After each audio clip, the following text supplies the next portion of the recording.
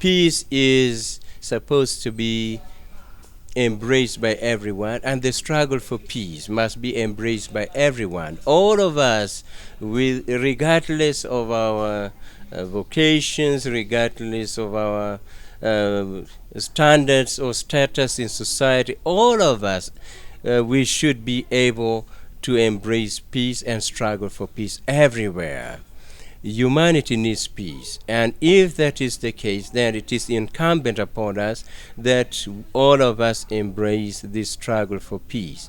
It means they are not peaceful within themselves, because if there are issues, if there are challenges, if there are barriers, and if there are problems, and you hear a lot of complaints, it means these people are affected, and this affects their thinking also negatively, because they don't participate in progressive work.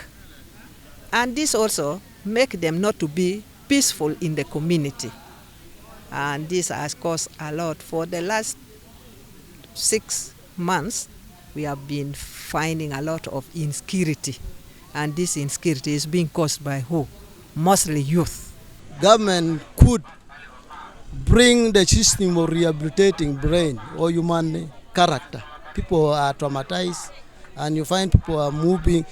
That's why even to me, I can say because of that trauma, people are getting accidents day and night. Because people are not what? They are not settled in their mind. And we cannot say we have peace.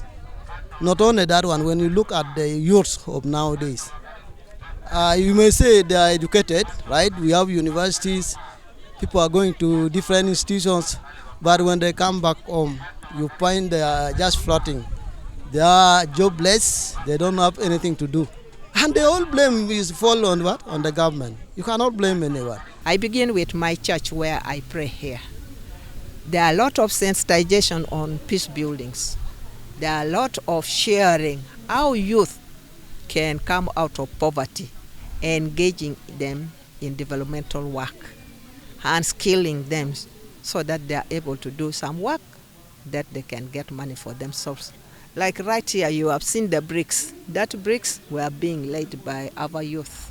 The youth in the church are making those pavement bricks. They are also engaged in other activities. Besides, they have agricultural activities. As for the youth, that is a way of bringing them together to share positive thinking so that they get activities that they can make. And what they get helps them a lot to contribute in the church for the development of the church. In religion, they should play their roles. Government should also come in and play their roles. And these other institutions like NGOs should also come in. But the most important thing you should know factor is corruption.